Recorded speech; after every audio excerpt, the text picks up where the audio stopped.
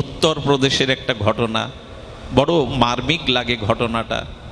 ইনি ছিলেন সহজ সরল পাটনি, খেয়া পারাপার করেন, সহায় সম্পত্তি বলে ভিটে বাড়িও নাই, ছাপুড়ি বেঁধে রয়েছেন, কিন্তু বড় সরল।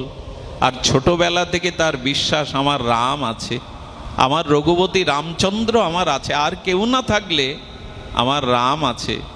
মেয়েটা বয়স্তা হলো, বিবাহযোগ্যা হলো, বিবাহের টাকা নাই। দুটো ছেলে বলল মহাজনের কাছে সুদে নিয়ে এসো টাকা।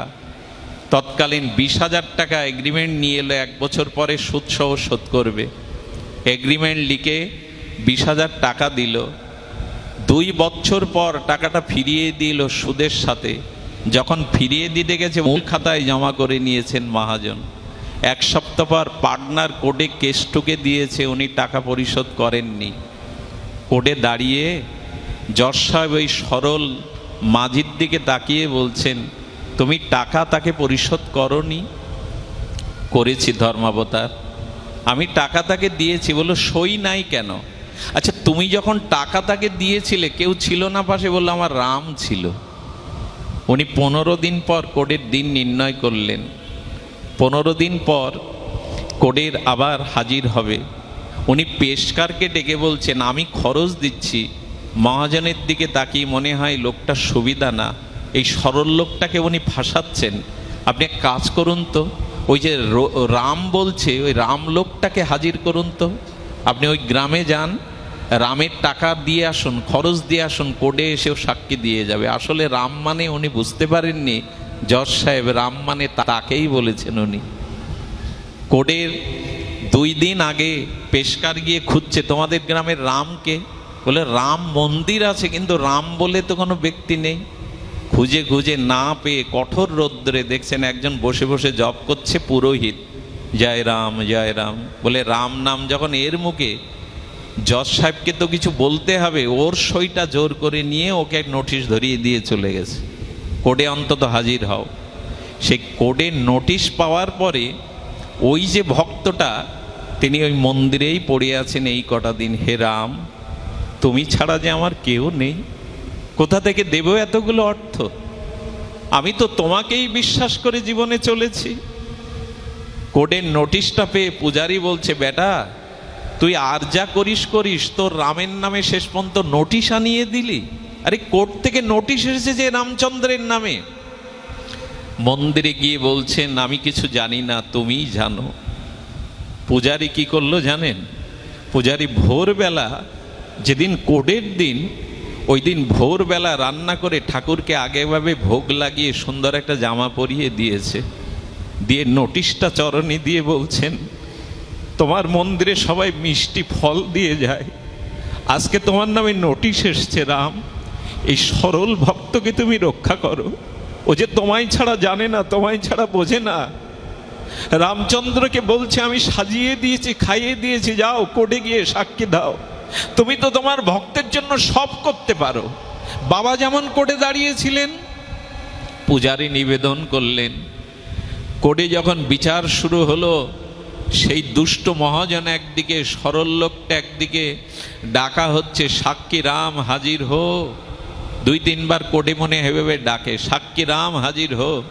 কি বলবো আপনাদের, রঘুপতি রামচন্দ্র বৃদ্ধ বেশ ধরে একটা লাঠি নিয়ে এসে বলছে, ধর্মাবতার আমি সেই রাম, আমি সাক্ষী দিতে এসেছি। কাঠগড়ায় ওঠার পরে জজ সাহেব, এটা বেশি দিন আগের ঘটনা না, জজ সাহেব দেখছেন পুরো ওনার এগ্লাসটা আলোয় ভরে গেছে, একটা দিব্য গন্ধ বেরোচ্ছে। আপনার নাম? বলেন রঘুপতি রাম। আপনি কি জানেন টাকাটা উনি শোধ করেছিলেন? বলে হ্যাঁ জানি। বলে কোনো প্রমাণ দিতে পারবেন? বলে প্রমাণ হলো এই, উনি মূল খাতায় জমা করেছেন, কিন্তু ওকে ফাঁসাবে বলে উনি এগ্রিমেন্ট খাতায় জমা করেননি। আপনি মূল খাতাটা ওনার আস্তানা থেকে নিয়ে আসান। আদেশ দেয়া হলো, মূল খাতা আনা হলো, সেখানে জমা ডেকে ওনার সাজা ডেকে দিলেন। সাজা ডেকে দেওয়ার পরে বললেন এবার আপনি আসতে পারেন। ওকে যখন বিচার থেকে খালাস দিলেন, সঙ্গে সঙ্গে জজ সাহেব বলছেন পেশকারকে, তুমি যার সই এনেছিলে সাক্ষী, এই সেই রাম?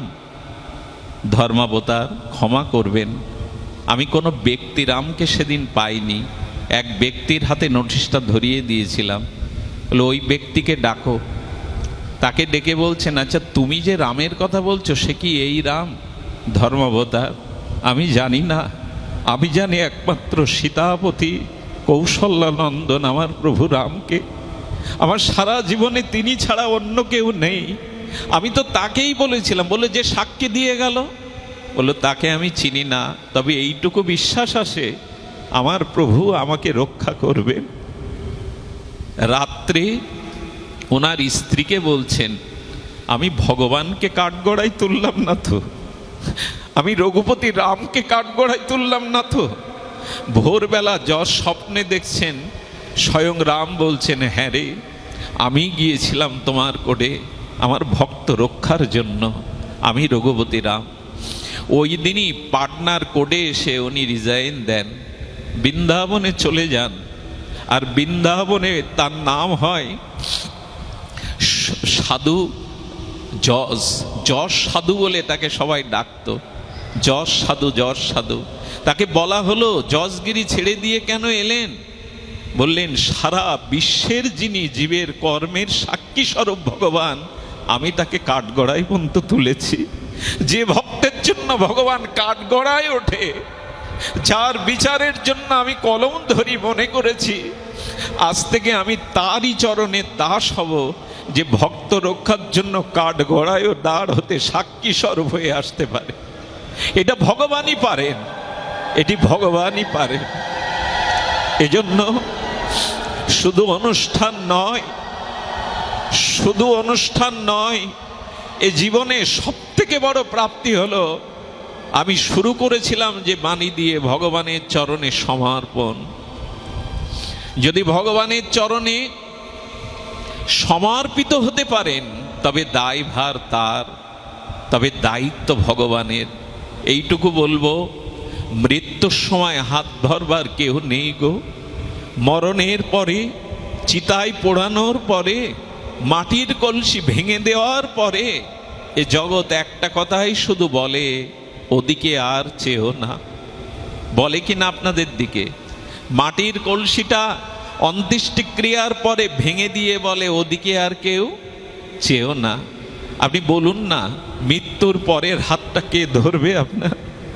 সবাই তো ফিরে চলে এলো, সবাই বলছে ওদিকে তাকিও না। শুধু ভগবানই বলবেন, এই দেখ, আজ আর তোর চলার সাথী কেউ নেই, মৃত্যুর পরে রহস্যময় অন্ধকার পথে কেউ নেই।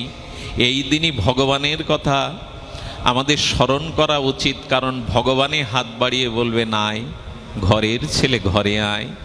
আমি ছাড়া যে তোর কোনো বান্ধবী নাই, আমি ছাড়া তোর এই মৃত্যুর পরে চলার পথে কোনো সাথী নাই। এই জন্য ভগবানের আর এক নাম দীনবন্ধু।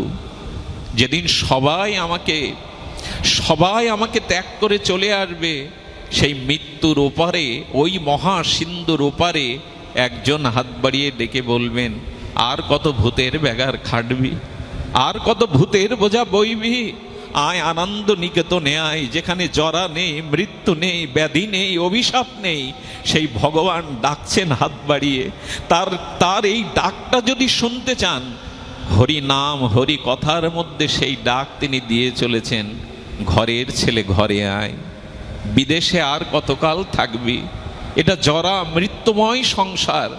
এই জন্য বাবা সারাটা জীবন তপস্যা সাধনা করে নিজে মুক্তি না চেয়ে, মোক্ষ না চেয়ে তিনি নেমে এসেছিলেন আতুর অনাথজনের কাছে, এসেছিলেন দিনহীন কাঙালের কাছে, শুধু এই কথা জানানোর জন্য, আমাকে স্মরণ করো।